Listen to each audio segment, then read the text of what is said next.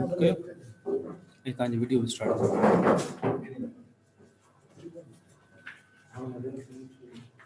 Bismillahirrahmanirrahim. Assalamu alaikum, and I'm Shafiq Ahmed. So today we are going to start our English class with comments. कल कुछ असां comment आया हुया in Facebook page ते SSDP जे तव्हांजा कुछ queries आयूं असां कल कयो adjective. त adjective में कुछ सवाल आयो जेको असां मोकिलियो आहे फ़हीम भुट्टो. सवाल हुयो I am hungry. त हिते hungry adjective कीअं आहे? That is, hungry is basically showing a state of quality and feeling an uneasy or painful sensation. You describe to kare, qualify to kare pronoun I खे. So that's the reason hungry तव्हांजो जेको आहे वो adjective आहे. अच्छा ॿियो हिकिड़ो सवाल हुयो इरफान अली महर कयो त असांखे जेके तव्हां वर्कशीट्स हलायो था स्क्रीन में त अगरि उन सॉफ्ट कॉपी असांखे मिली वञे त असां बि इज़ीली उनखे अटेम्प्ट करे सघूं. So we are working on it our team SSDP. असां कोशिशि करे रहिया आहियूं त अहिड़ो को प्लेटफॉर्म हुजे. असांजो व्हाट्सअप ग्रुप बि आहे, असां हुन में शेयर कंदासीं ऐं तव्हां पंहिंजी जेके कॉन्टेक्ट डिटेल्स आहिनि असां सां शेयर कयो and then we can join WhatsApp group ऐं पोइ तव्हां वर्कशीट्स खणी सघो था. ॿियो हिकिड़ो सवाल हुयो थर्ड कमेंट में जेको सादिया भट्टी लिखियो हुयो, can we change from 1 degree to adjective to another part of speech. मुंहिंजे ख़्याल में हीउ सवाल इहो आहे त को जेको पार्ट ऑफ स्पीच आहे असां हुनखे ॿिए डिग्री में या ॿिए फॉर्म में चेंज करे सघूं था. जी एग्ज़ाम्पल ब्यूटीफुल आहे एडजेक्टिव त असां हिनजो ब्यूटी कंदासीं त उहो नाउन थी वेंदो. We can change 1 degree of adjective to the another part of speech. ऐं असां इहो डिस्कस कंदासीं प्रैक्टिस में बि त हिकिड़ो जेको पार्ट ऑफ स्पीच आहे उहो ॿियो पार्ट ऑफ स्पीच बि थी सघे थो डिपेंडिंग ऑन इट्स फंक्शन. ॿियो त असां we are trying to start online quiz session multiple choice questions practice लाइ असां सैटरडे संडे सोचे रहिया आहियूं that we are working on it. त असां तव्हांजो सैटरडे संडे हिकिड़ो लाइव सेशन रखंदासीं just for practice and multiple choice question weekly test वग़ैरह बि असां हुनते वर्कआउट कयूं. So now we are going to start with the verb, and now I'm going to request hand over to Miss Bakhtawar. Verb.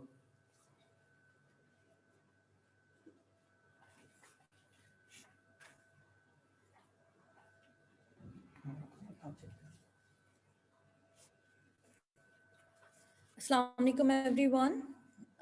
उम्मीद त सब ठीक हूंदव. अॼु वरी असीं इंग्लिश क्लास सां गॾु हाज़िर आहियूं तव्हां वटि. कल्ह असां वर्ब खे स्टार्ट कयो हुयो ऐं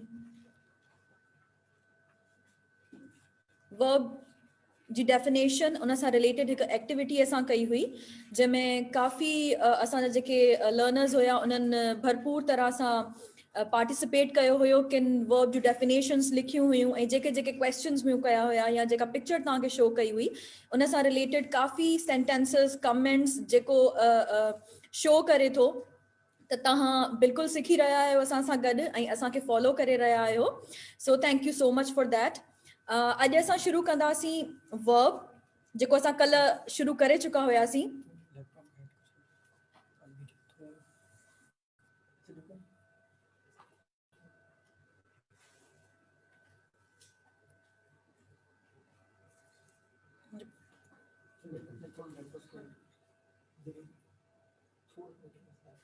Just move that to your side.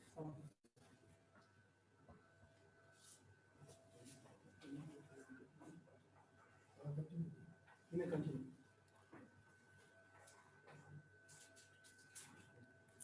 Okay, so let's begin with verb today.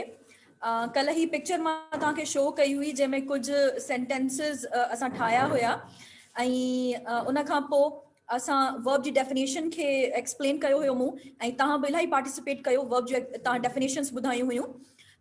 त वर्ब बेसिकली अगरि केरु नओं आहे जेको अॼु असांखे जॉइन जे कयो आहे या ॿुधी रहियो आहे त उन जे लाइ मां सिर्फ़ु हिनखे हिकु रिपीट तव्हांखे रेपिटेशन ॿुधाईंदमि हिनजी त छा आहे वर्ब. एक्शन वर्ब आहे, विदाउट वर्ब सेंट्रल यूनिट आहे वर्ब सेंटेंस जो ऐं इन खां सिवा असां सेंटेंस नथा ठाहे सघूं. ग्रामेटिकल फॉर्म जेको हूंदो आहे हिकिड़ो बेस चऊंसीं त सेंटेंस विदाउट वर्ब नथो ठही सघे.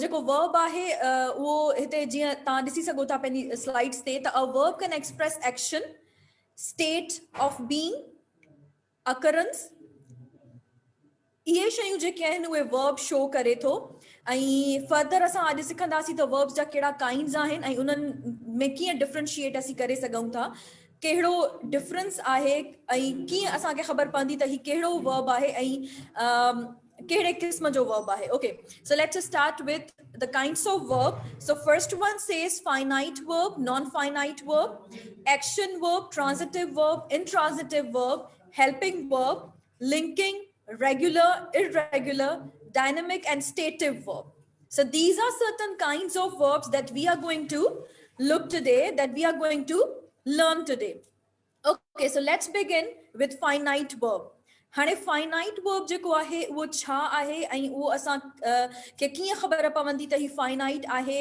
या नॉन फाइनाइट वर्ब आहे सो बेसिकली फाइनाइट वर्ब जेको आहे जीअं त तव्हां डेफिनेशन पंहिंजे स्क्रीन ते ॾिसी सघो था त finite verbs R such kind of words that have a definite relation with the subject or noun usually these verbs are the main verb हाणे ही मेन वर्ब हूंदा आहिनि ठीकु आहे ऐं असांखे स्टेट ॿुधाईंदा असांखे टाइम ॿुधाईंदा इंडिकेट कंदा ऐं सिंगुलर प्लूरल अगरि असांजो सब्जेक्ट आहे त उहो बि असांखे फाइनाइट वर्ब ई क्लियर ॿुधाईंदो आहे हेठि लिखियलु आहे used only in present and past tense हाणे टेंस अगरि चेंज हूंदो प्रेज़ेंट आहे पास्ट आहे त बि असांखे फाइनाइट वर्ब ॿुधाईंदो उन खां अलावा सिंगुलर आहे प्लूरल आहे फाइनाइट वर्ब ते उन जो असर पवंदो फाइनाइट वर्ब चेंज थींदो according to tense and according to number it means singular and plural ठीकु आहे त हाणे वधीक असां एक्सप्लेन हिनखे करे सघूं था त फाइनाइट वर्ब जा जेके एग्जाम्पल्स आहिनि उहे ही आहिनि ॾिसो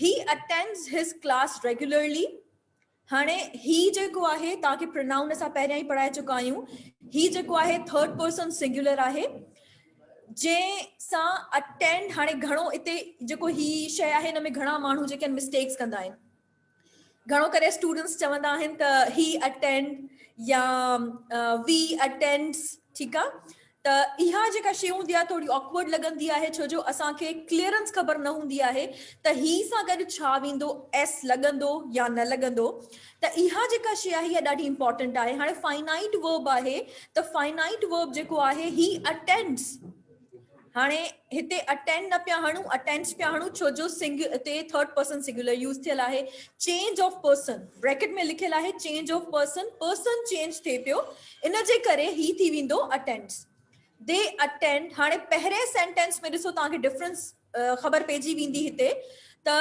पहिरें सेंटेंस में असां एस हयो आहे पर सेकंड सेंटेंस में असां एस न हयो आहे हाणे छो न हयो असां एस हिते छो जो जेको असांजो प्रोनाउन आहे उहो सिंगुलर कोन्हे को उहो प्लूरल आहे दे it means we are talking about more than one person ठीकु आहे उन्हनि त इन जे करे इहो थी वियो अटेंड हाणे असांखे ख़बर पई त इहो फाइनाइट वर्ब आहे उन खां पोइ they attended the class regularly हाणे हिते ईडी वरी छो लॻी वियो पहिरें में असां एस हयोसीं सम्झोसीं सेकेंड में असां एस न हयोसीं सम्झोसीं हाणे टे में वरी ईडी छो पियो लॻे छो जो मां तव्हांखे ॿुधायो फाइनाइट वर्ब जेको आहे उन जो टेंस ते बि इलाही असर पवंदो प्रेज़ेंट आहे पास्ट आहे हाणे पहिरें में प्रेज़ेंट हुयो तॾहिं एस लॻो असां ईडी न हईसीं टे में ही प्रेज़ेंट कोन्हे को इन्हे जे करे ही पास्ट आहे तंहिंजे करे असां छा कयो आहे ईडी हयो ईडी असांखे ॿुधाईंदो जॾहिं अटेंडेड थी वेंदो इट मीन्स कि असां पास्ट जे बारे में ॻाल्हायूं पिया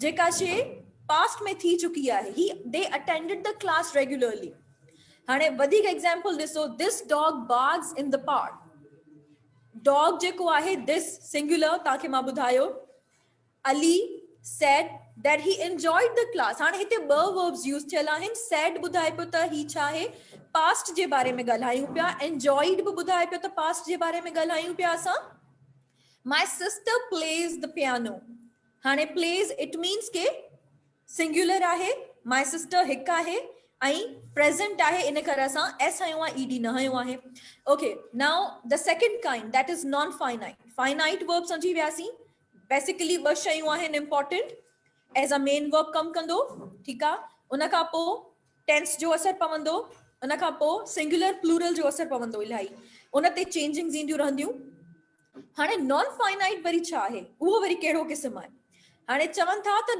नॉन फाइनाइट जेको आहे अहिड़ो वर्ब आहे type of verb that can not be the main verb finite main verb हूंदो ठीकु आहे नॉन फाइनाइट जेको हूंदो उहो मेन वर्ब न हूंदो it can not be the main verb ठीकु आहे हाणे चए थो त it depends this verb will depend on clause or sentences as they do not talk about the action that is being performed by the subject or noun subject या noun जेको हूंदो आहे subject हमेशा noun या pronoun थींदो ठीकु आहे उन जो जेको बि एक्शन परफॉर्म थिए पियो जीअं बि आहे हू उन जे बारे में न ॻाल्हाईंदो and they do not indicate any mode or gender हाणे gender थी वेंदो त फर्स्ट पर्सन आहे सेकंड पर्सन आहे ही मैस्कुलाइन आहे फेमिनाइन आहे या न्यूटर आहे जेके असां तव्हांखे जेंडर्स पढ़ाए चुका आहियूं पहिरियां मोड हाणे जेको आहे उहो अॻियां मां तव्हांखे एक्सप्लेन कंदमि त मोड छा आहे उनखे ॿुधाईंदमि हाणे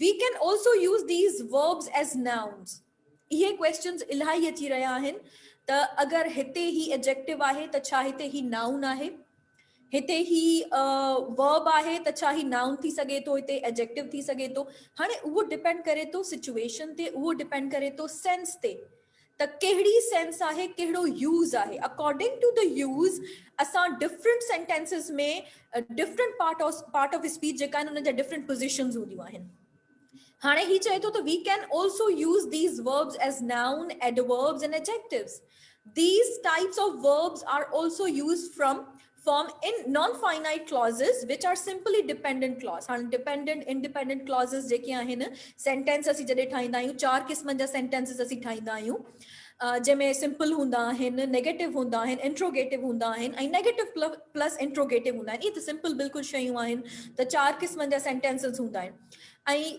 सेंटेंसिस खे वरी फर्दर खणी वञे त हिकु सिंपल हूंदो आहे जंहिंमें हिकु ई क्लॉज हूंदो आहे असां वटि ऐं वरी फर्दर उनखे कजे त हू उन में डिपेंडेंट क्लॉज बि हूंदो आहे इंडिपेंडेंट क्लॉज बि हूंदो आहे त हिते चए थो नॉन फाइनाइट जेके क्लॉज़ेस हूंदा आहिनि which are simply dependent clauses dependent clauses हूंदा आहिनि इंडिपेंडेंट न आहिनि हूंदा उहे that use non finite verbs ठीकु आहे हाणे एग्जाम्पल हिते ॾिसो he invited his friends to like his post on Facebook हाणे असां फेसबुक ते वञी रहिया आहियूं त फेसबुक जो वर्ड जेको आहे उहो ज़रूरी आहे असांखे हिन खे एग्जाम्पल में विझूं छो जो ॾाढो ई इम्पॉर्टेंट मीन आहे असांजे लाइ सो हिते ही चए थो त जेको नॉन फाइनाइट वर्ब आहे उहो कहिड़ो आहे हाणे ॿुधायो तव्हां दे invited her friends to like their post on Facebook non finite in the above sentence the verb to like is not affected by the change of tense and number हाणे invited जेको आहे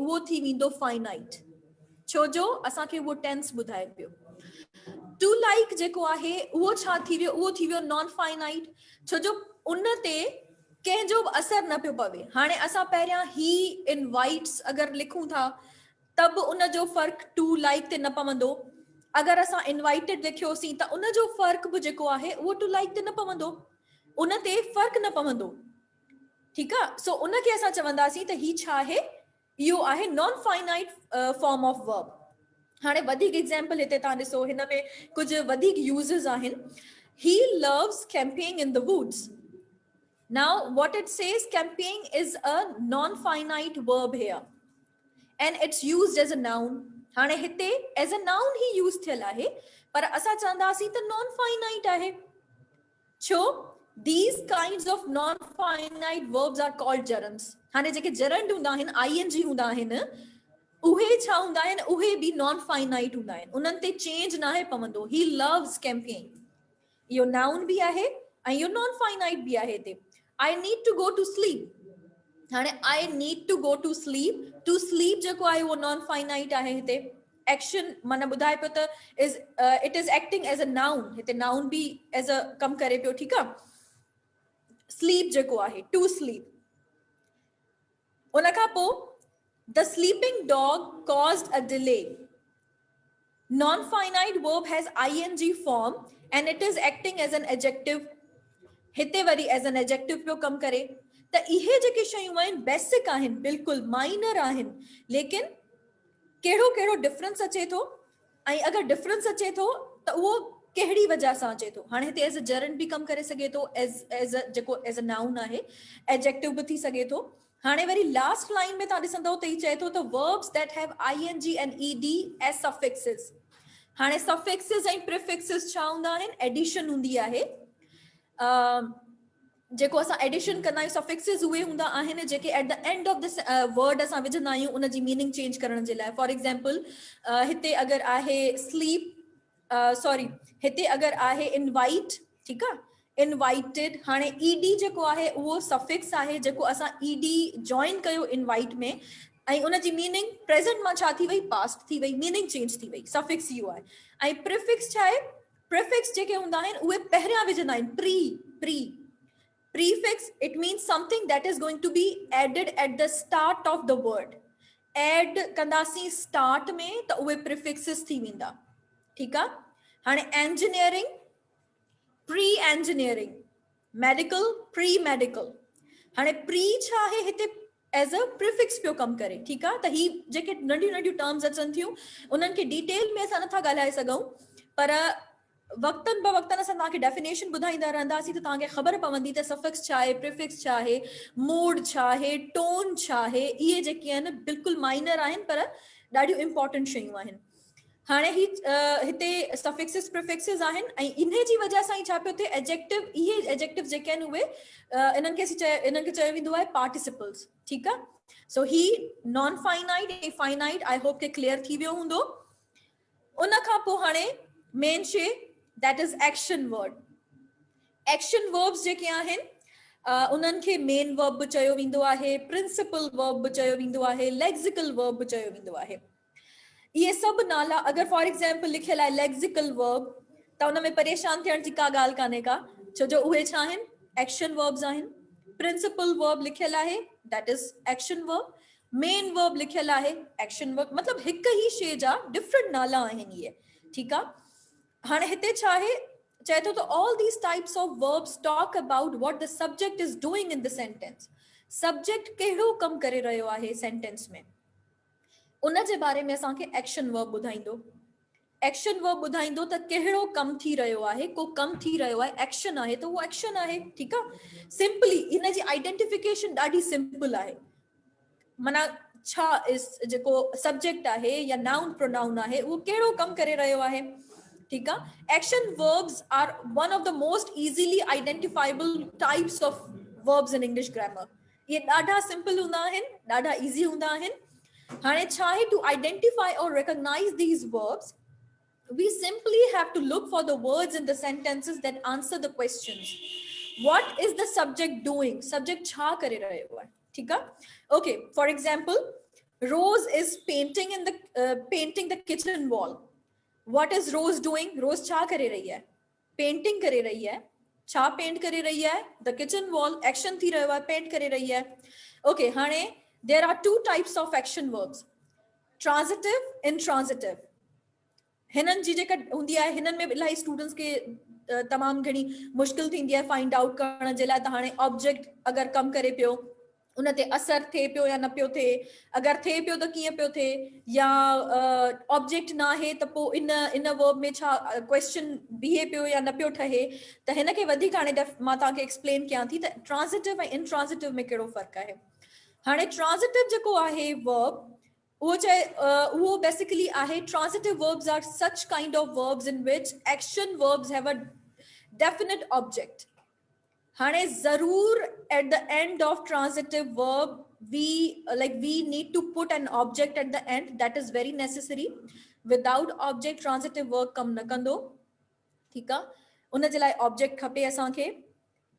उन खां सवाइ माना ऑब्जेक्ट हुजे जंहिं ते इफेक्ट पए पियो उन वर्ब जो। अगरि ऑब्जेक्ट न हूंदो त उहो इंट्रांजिटिव थी वेंदो, अगरि ऑब्जेक्ट ते असर पए पियो, इफेक्ट पए पियो त उहो थी वेंदो ट्रांजिटिव। हाणे वधीक हिन खे ॾिसो, that means that action has definite recipient और ऑब्जेक्ट। जरूर ऑब्जेक्ट हूंदो। To identify them you can ask question, what is the object been affected by the verb. छा आहे, अगरि कंहिं कुझु कयो त छा कयो। मां एक्सप्लेन तव्हांखे एग्जांपल्स में कयां थी। अॼु the meaning of transitive verb is incomplete without a direct object. उन जी मीनिंग जेका हूंदी न, सेंटेंस जेको हूंदो उहो को सेंस न ॾींदो असांखे। उन जी मीनिंग इनकम्प्लीट थी वेंदी अगरि असां ऑब्जेक्ट ट्रांजिटिव वर्ब खां पोइ नथा विझूं त। Okay, now look at these examples. Rose is painting. Rose is painting. Okay, what she is painting? Now, what is she painting? The kitchen wall. ठीक है, अगर चाहूं तो रोज इज पेंटिंग त केर ॿुधंदो त उहो हिकदम सां क्वेश्चन कंदो छा पई पेंट करे. ठीक है, ऑब्जेक्ट इज वेरी इंपॉर्टेंट. हाणे हिते द केट ब्रोक, छा टोड़े छॾियसि, कैट छा टोड़ियो, द पॉट. माना द पॉट न विधोसीं त मीनिंग कंप्लीट न थी, सेंस कंप्लीट न थियो. He moved what, he moved to America, he moved the chair, he moved the table, he moved to UK. माना अगर moved चवंदासीं he moved, छा move कियसि, केॾांहुं move कियसि, इलाही questions आया. it means कि असांखे object ज़रूर विझणो आहे. she bought what, छा कियसि, छा buy कियसि, some new books. ठीकु आहे, त जेको ट्रांसिटिव वर्ब हूंदो उन खां पोइ ऑब्जेक्ट जो अचणु बिल्कुलु ज़रूर आहे, वो इंपॉर्टेंट आहे. विदाउट दैट सेंस कंप्लीट न थींदो. हाणे intransitive verb basically finite infinite जो मां तव्हांखे डिफरेंस ॿुधायो त कीअं असांखे ख़बर पवंदी. हाणे ट्रांसिटिव ऐं इंट्रांसिटिव वर्ब जो बि बिल्कुलु बारीक सो आहे ही थोरो डिफरेंस जेको असांखे सम्झणु ज़रूरी आहे. हुन में ऑब्जेक्ट हूंदो ज़रूर आफ्टर वर्ब जंहिं ते इम्पैक्ट पए पियो, जंहिंजो इम्पैक्ट पए पियो. हाणे हिन में वरी छा आहे, these verbs also show an action, but there is no specific object on which the action is being done. To recognize these verbs, we ask question, what is the object being affected by the verb? ठीक है, if there is no answer present in the sentence, हाणे answer अगर को कोने को, we can say these verbs are intransitive verbs. Many verbs have both. हाणे हिते चए थो त इलाही सारा वर्ब जहिड़ा हूंदा आहिनि जेके ट्रांसिटिव बि कमु कंदा आहिनि, इंट्रांसिटिव बि कमु कंदा आहिनि. ठीकु आहे, डिपेंड करे थो त असां उन्हनि खे यूज़ कीअं था कयूं. ठीकु आहे, हाणे हिते वधीक ई ॾिसो एग्जाम्पल तव्हां, चए थो त रोज इज पेंटिंग राइट नाउ. पहिरियां असां छा लिखियो हुयो इन ट्रांसिटिव में लिखियो हुयो रोज इज पेंटिंग द वॉल. ठीकु आहे, रोज इज पेंटिंग राइट नाउ. हाणे राइट नाउ छा आहे, टाइम तो ॿुधाए पियो हींअर पई करे, पर ऑब्जेक्ट कोने को हिते. माना हाणे हिते पेंटिंग जेको आहे उन एज अ ट्रांसिटिव बि असां उनखे यूज़ कयो, इंट्रांसिटिव बि यूज़ कयो, पर डिफरेंस तव्हां सम्झी वियो त ट्रांसिटिव में जेको हुयो ऑब्जेक्ट असां ज़रूर विधोसीं पोयां. ठीकु आहे, हिते असां राइट नाउ विझी छॾियो त ऑब्जेक्ट जो को ज़रूरी कोने को. This means that a sentence painting is an intransitive verb. An intransitive verb telling us about the action of the subject, but there is no specific object for the action. Action बुधाए पियो, पर object कोने को. हाणे हेठ ॾिसो वधीक, I am studying at the moment. I am studying. अगर चवां हाँ सिर्फ त छा पई स्टडी कयां, किताब पई पढ़ां, या I am studying in like class बुधायां को, पंहिंजो लेवल बुधायां को, या छा पढ़ी रही आहियां. Sarah is cooking right now. मन हाणे हिते असां ऑब्जेक्ट न विधोसीं. ठीकु आहे, no direct object for the verb. त इहो आहे, हुन में ऑब्जेक्ट वेंदो ज़रूर, हिन में ऑब्जेक्ट जी ज़रूरत कान्हे का. हाणे some verbs such as arrive, go, lie, sneeze, sit, die are always intransitive. It is impossible for a logical direct object to follow. ठीकु आहे, ही हमेशा छा हूंदा, intransitive हूंदा. Okay, now helping or auxiliary verbs. हाणे finite, non finite, transitive, intransitive जेके ॿ हुया एक्शन वर्ब्स असां जेके पढ़ियासीं. हाणे हेल्पिंग और auxiliary verbs. And auxiliary also called helping verbs, helping auxiliaries, verbal auxiliary verbs. हाणे जीअं एक्शन पढ़ियोसीं त मेन वर्ब हूंदो, डिफरेंट नेम्स हुया, त हिननि जा बि डिफरेंट नेम्स आहिनि. हाणे helping verbs are verbs that as their name suggest help the main verb in a sentence by extending the meaning of a verb. मदद कंदा आहिनि मेन वर्ब जी सेंटेंस खे ठाहिण में. इहे एज अ मेन वर्ब कम न कंदा, इहे हेल्पिंग वर्ब आहिनि जेके हेल्प कंदा. These types of verb assist the main verb in showing time and meaning. Time ऐं meaning जेका हूंदी हुनजी, उनखे असिस्ट कंदा मेन वर्ब खे. माना सम्झो त असिस्टेंट आहिनि मेन वर्ब जा helping verbs. Okay, now types of helping verbs. Primary auxiliary verbs आहिनि, model auxiliary verbs आहिनि. हाणे प्राइमरी कहिड़ा हूंदा आहिनि, These verbs function both as helping and main verb. ठीक है? ही जेके आहिनि उहे helping भी हूंदा ऐं main verb भी थी सघनि था. ठीक है? Be, do, have. हाणे for example, he is the boss here. She has her own car. हिते primary auxiliary verbs आहिनि. ठीक है? As helping and main verb. Helping भी आहिनि as a main verb भी आहिनि. ठीक है?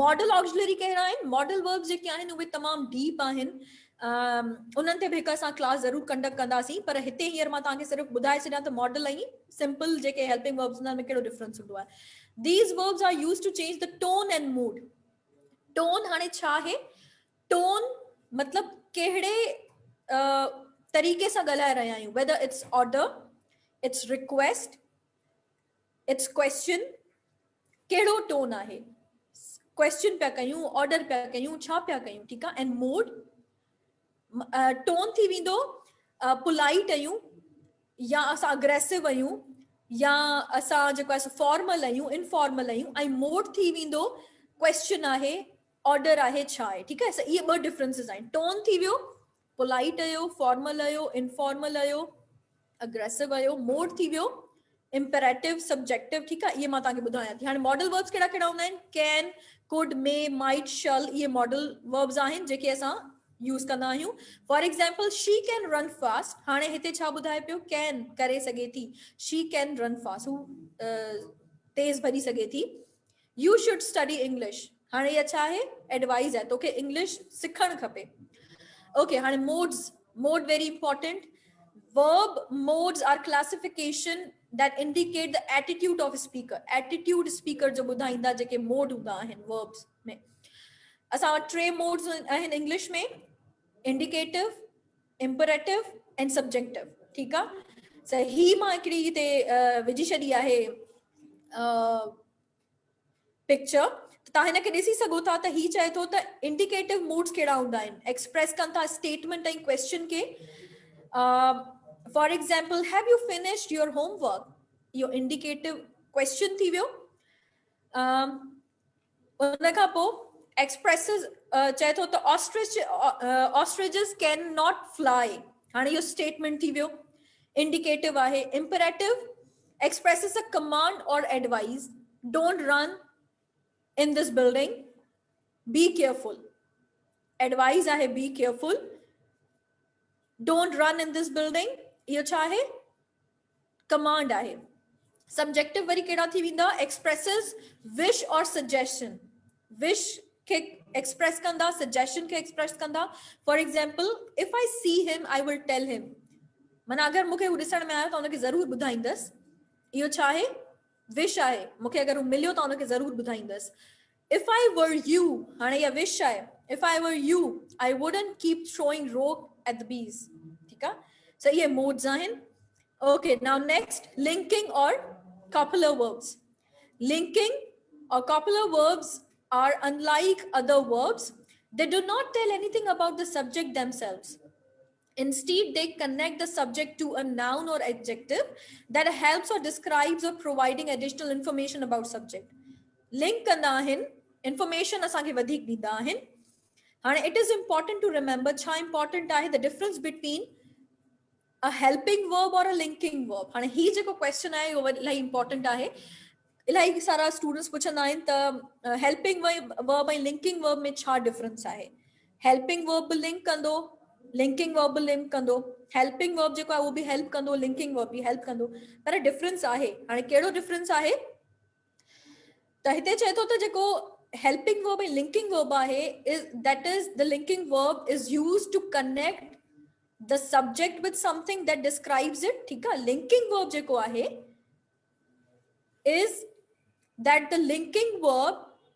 is used to connect the subject with something that describes it ठीक है whereas the helping verb is used altogether with an additional main verb हाणे हिन में main verb हूंदो ठीक है मां तव्हांखे ॿुधायां थी अॻियां एग्जांपल में त कीअं डिफरेंस थींदो हाणे हिते ॾिसो डिफरेंस छा आहे ॿिन्ही जो आई एम टॉल इहो लिंकिंग वर्ब आहे ठीकु आहे आई एम रनिंग इहो हेल्पिंग वर्ब आहे एम सेकंड सेंटेंस में एज अ हेल्पिंग वर्ब पियो कमु करे पर फर्स्ट सेंटेंस में लिंकिंग वर्ब आहे जेको आई एम टॉल और सब्जेक्ट के ऑब्जेक्ट सां छा पियो करे आई एम टॉल माना ॿुधाए पियो असांखे त लिंक पियो करे हिक शइ खे ॿिए शइ खां लिंक पियो करे सेकंड में छा पियो करे हेल्प पियो करे रनिंग जी ॿुधाए पियो ठीकु आहे हेल्प आहे इन खां पोइ छा आहे the same word can be used as linking as well as हाणे ॿई वर्ड्स आहिनि एम ठीकु आहे एम वर्ब आहे पहिरें सेंटेंस में एज अ लिंकिंग असां यूज़ कयो सेकंड सेंटेंस में एज अ रनिंग माना हेल्पिंग वर्ब यूज़ कयो असां हाणे लिंकिंग वर्ब्स एग्जांपल्स ही आहिनि ही इज द मैनेजर हाणे ही जेको आहे adding information to the subject ही इंफॉर्मेशन एड पियो करे लिंकिंग आहे उन खां पोइ they are naughty children here are is the linking verb joining the subject they to the complement naughty children ठीकु आहे हाणे सब्जेक्ट वर्ब जेको आहे सब्जेक्ट प्रिडिकेट ऐं जेके ईअं असां डिफरेंट ॿिया हिकिड़ा चवंदासीं त सेंटेंसिस जा पार्ट्स हूंदा आहिनि जिन खे सम्झण लाइ त उन्हनि खे असां वधीक तव्हांखे ॿुधाईंदासीं अॻियां जॾहिं असां पार्ट्स ऑफ स्पीच पढ़ी वठंदासीं okay now next is regular और वीक वर्ब हाणे हिन जो बिल्कुलु रेगुलर ऐं इरेगुलर वर्ब्स जेके आहिनि बिल्कुलु ईज़ी आहिनि उन्हनि जी क्लासिफिकेशन उन्हनि जी आइडेंटिफिकेशन बिल्कुलु ईज़ी आहे those verbs that form their past participle with d or ed as suffixes मां तव्हांखे prefixes ऐं suffixes पढ़ायो हींअर ॿुधायो तव्हांखे are regular verbs जेके d ऐं ed ते ख़तम थींदा उहे हूंदा regular verbs these verbs do not undergo substantial changes while changing form between tenses past का प्रेजेंट में चेंज कंदासीं त उ सिर्फ डी ईडी ते ख़तम थींदा ठीकु आहे इहा आइडेंटिफिकेशन हूंदी अगरि वर्ब खे प्रेजेंट मां पास्ट में ॿिया चेंज कयूं ऐं उहो डी या ईडी ते पियो ख़तम थिए उहो रेगुलर वर्ब आहे ठीकु आहे इन्हनि खे असां छा चवंदा आहियूं these verbs are also called weak verbs ही वीक वर्ब्स बि चया वेंदा आहिनि रेगुलर हाणे ही ॾिसो हिते कुझु सेंटेंस एग्जाम्पल्स मां ॾिना आहिनि त प्रेजेंट पास्ट ऐं past past participle decade decade decade ठीकु आहे अम्यूज अम्यूज्ड अम्यूज्ड पहिरें में ईडी सेकंड में वाई के पहिरें में असां ख़तम कयो सॉरी वाई ईडी ठीकु आहे वरी सेकंड में छा अची वियो ई त हो लास्ट में असां सिर्फ़ डी जी एडिशन कईसीं कमांड कमांडेड ईडी हयोसीं एक्सप्लेन्ड एक्सप्लेन्ड ठीकु आहे एक्सप्लेन्ड इहो थी वियो इम्प्रेस इम्प्रेस्ड ईडी हयोसीं डिके वरी अची वियो इहो त हिन में डी ऐं ईडी जी एडिशन थींदी जॾहिं असां प्रेज़ेंट मां पास्ट में खणी वेंदासीं उन खां पोइ इरेगुलर या स्ट्रॉन्ग वर्ब्स हाणे जेके रेगुलर हुया उहे वीक वर्ब्स हुया इरेगुलर जेके हूंदा उहे स्ट्रॉन्ग वर्ब्स आहिनि उहे स्ट्रॉन्ग कीअं आहिनि हाणे चए थो त irregular verbs are the verbs that change their form completely हाणे बिल्कुलु चेंज थी वेंदा कंप्लीट थी वेंदा व्हेन चेंजिंग द फॉर्म ठीकु आहे most of the time they form past their past times by changing the main vowel of the present tense and without the addition of any ending. We cannot tell or predict what form irregular or strong verb is going to take in the changing tense. हाणे असां predict नथा करे सघूं असां अंदाज़ो नथा लॻाए सघूं फॉर एग्जाम्पल हाणे हिते एग्जाम्पल्स ॾिठो हाणे स्टूडेंट्स हिन में मिस्टेक कंदा आहिनि अगर हुननि खे रेगुलर वर्ब्स जी असां जेको आहे सो कंस्ट्रक्शन ॿुधाई आहे त पास्ट मां प्रेज़ेंट मां पास्ट में कीअं खणी वञिणो आहे कीअं चेंज करिणो आहे त जेके बिगिनर्स हूंदा आहिनि बिल्कुलु उहे स्टूडेंट्स जॾहिं तव्हां स्कूल लेवल ते पढ़ाईंदव या नंढड़नि ॿारनि खे जीअं असांजा जेके हाणे PhD टीचर्स हूंदा उहे नंढड़नि ॿारनि खे पढ़ाईंदा अगरि उन्हनि खे तव्हां ॿुधायो था माना त इरेगुलर वर्ब ऐं रेगुलर वर्ब जी मतिलबु चेंजिंग्स ॿुधायो था ऐं तव्हां जॾहिं उन्हनि खे रेगुलर वर्ब पढ़ाए वठंदव वरी इरेगुलर वर्ब ते ईंदव ऐं उन्हनि खे तव्हां बेसिक अगरि चेंजिंग्स न आहिनि ॿुधायूं त हाणे रन खे बि हू रन करे छॾींदा ईडी हणी छॾींदा हुन में माना इहो असां बि कंदा हुआसीं नंढे हूंदे जॾहिं असांखे टीचर्स पढ़ाईंदा हुआ असांखे सम्झ में ॻाल्हि न ईंदी हुई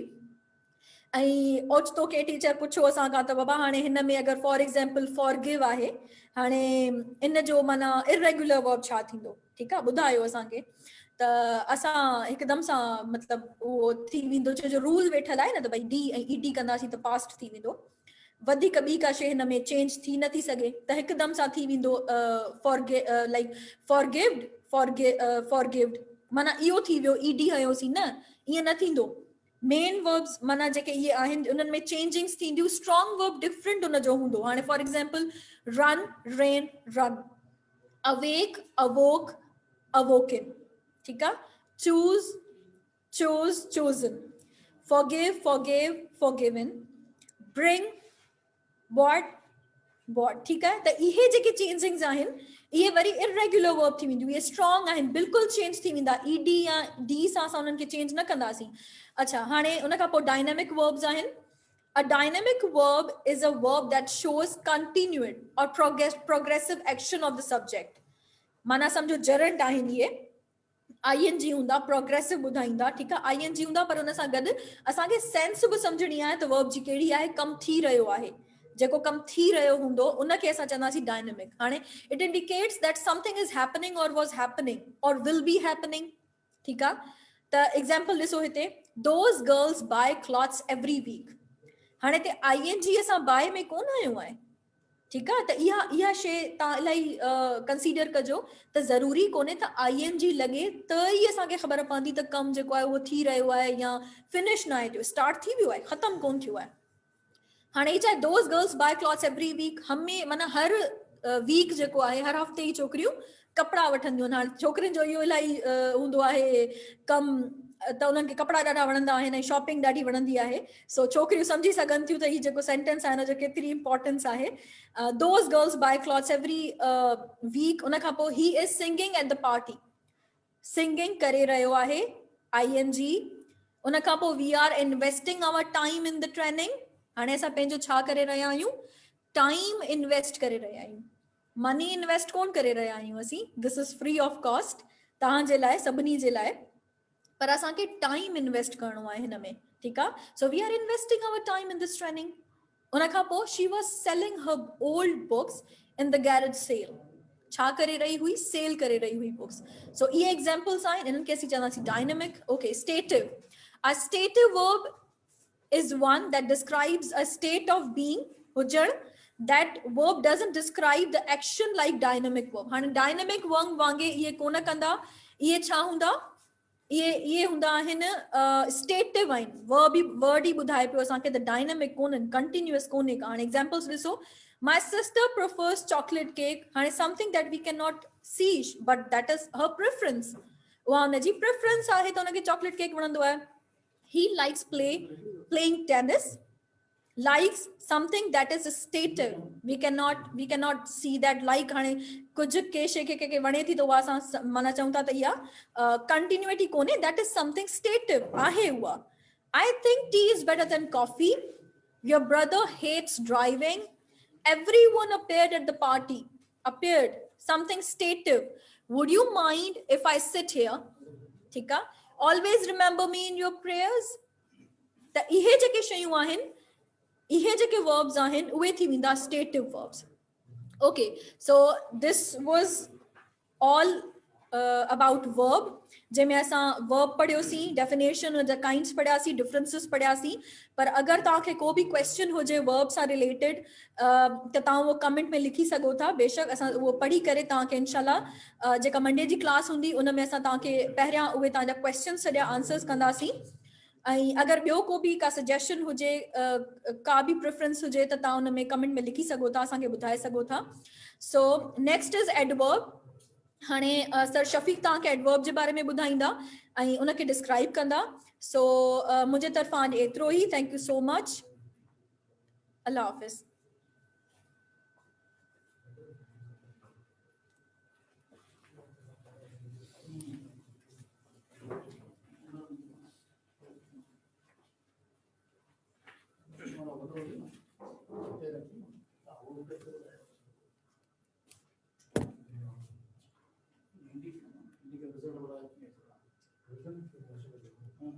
So that was about verb, and now we are going to start with the adverb.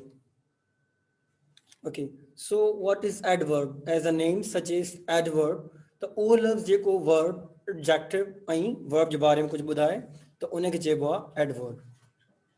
An adverb is a word, a set of words that modifies verb, adjective and adverb। adverb basically टिन लफ़्ज़नि खे define कंदो आहे, टिन शयुनि जे बारे में, हिकिड़ो verb जे बारे में, ॿियो adjective ऐं ॿियो adverb पंहिंजे पाण जे बारे में। So verb, adjective and adverb।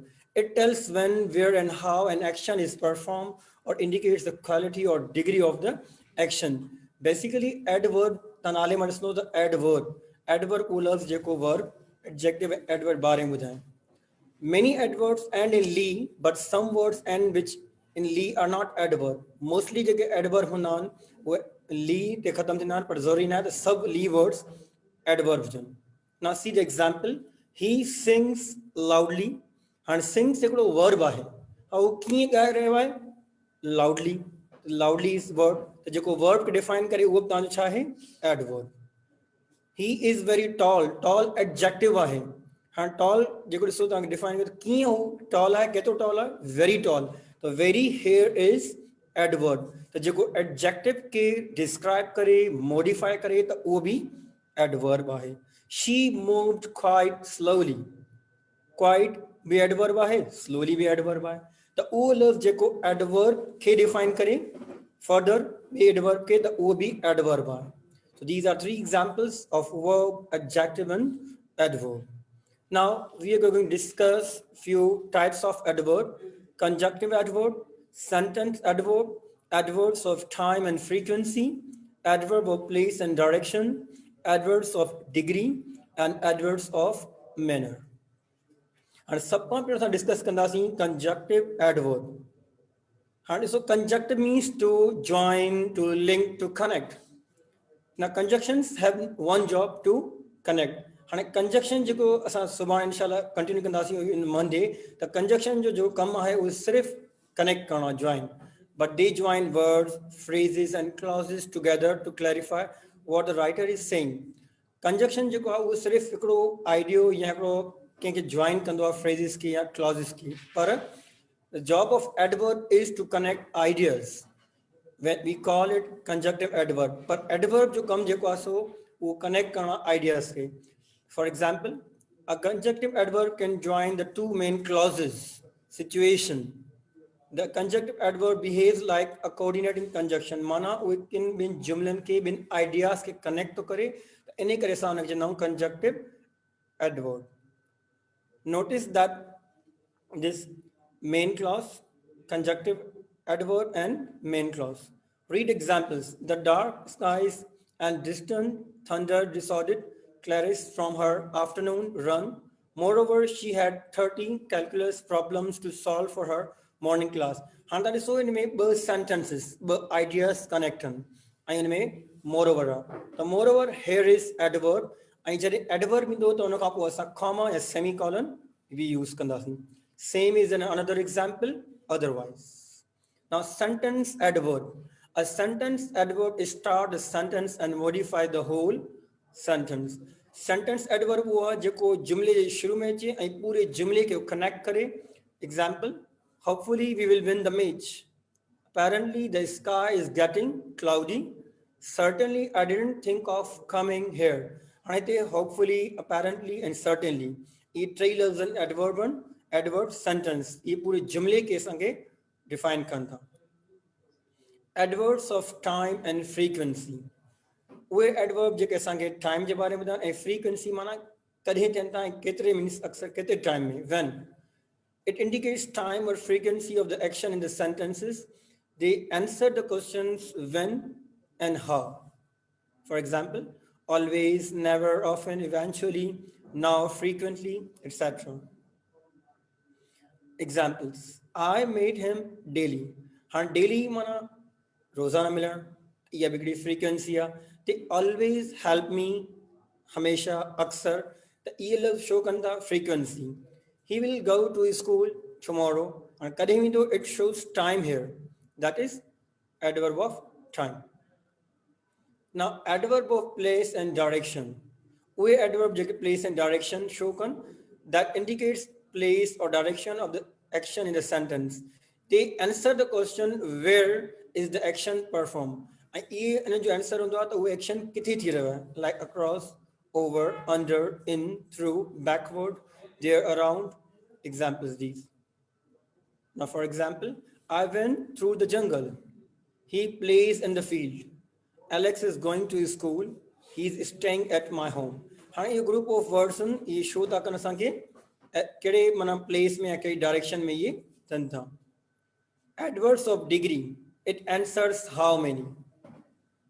Adverbs that expresses the importance, degree, level, the action in the sentence are called the adverb of degree. They answer the questions how much. If, for example, अच्छा ये जेके तव्हांखे ॿुधाईंदा आहिनि question जो answer त how much, like completely, nearly, entirely, less, mildly, most. It shows how much. She completely forgot about her anniversary. माना हू पंहिंजी एनिवर्सरी खे तक मुकम्मली तक माना विसारे छॾियो हुन completely. I read the newspaper thoroughly. माना हुनखे thoroughly मूं पढ़ियो. कीअं पढ़ियो? Thoroughly. I'm so excited about the new job. So is adverb here. And Robin hardly studies. Adverbs of manner, how? Adverbs that expresses the manner, approach, process of the action in the sentence are called adverbs of manner. These answer the questions how is the action performed. माना को भी action को भी कम कीअं थी रहियो आहे तो उन्हें कैसा चइबो how. Adverbs of manner. I write slowly. हाणे slowly में ली word आहे त मां कीअं लिखी रहियो आहियां कहिड़े तरीक़े सां how. That slowly here is a adverb of manner. So these are examples like beautifully, equally, thankfully, carefully, coldly. These all are examples of adverbs of manner. These adverbs you and अक्सर जेके ली words आहिनि उहे adverbs of manner में अचनि था. Example, let's divide the prizes equally. Equally the चाहे तव्हांजो adverb आहे. Adverb of manner. कीअं prize distribute कयूं, divide कयूं equally. Please handle the camera carefully. Mike is walking slowly. He is running fast. त इहे लफ़्ज़ जेके कीअं भॼी रहियो आहे फास्ट, कीअं माइक हली रहियो आहे वॉक करे रहियो आहे स्लोली, त इहे सभु शो कंदा हिकिड़ो manner how. And if you have any questions regarding adverb, we have just make it precise. What is adverb? It's action and its use, and these are the kinds of adverb. So if you have any question regarding adverb, you may ask. You're welcome here. And असां पंहिंजी classes में कोशिशि कंदासीं त weekly taste बि start करे रहिया आहियूं ऐं तव्हां हिकिड़ो क्वेश्चन कयो आहे त जेको आहे सो कीअं असां जॉइन कयूं व्हाट्सअप ग्रुप. तव्हां SSDP पेज में नंबर बि आहे, हुनजो कॉन्टेक्ट बि आहे, तव्हां उनखे पंहिंजी पूरी डिटेल्स ॾियो त जीअं तव्हां व्हाट्सअप ग्रुप जॉइन करे सघो. And U can see our videos. असांजो आहे SSDP जो व्हाट्सअप यूट्यूब जो चैनल बि आहे, उनजो असां लिंक तव्हां सां शेयर कंदासीं व्हाट्सअप ग्रुप ते. और U can go through our page. SSDP page ते यूट्यूब चैनल लिंक भी है. You can watch videos over there. So any question? So here we end our class. Thank you very much.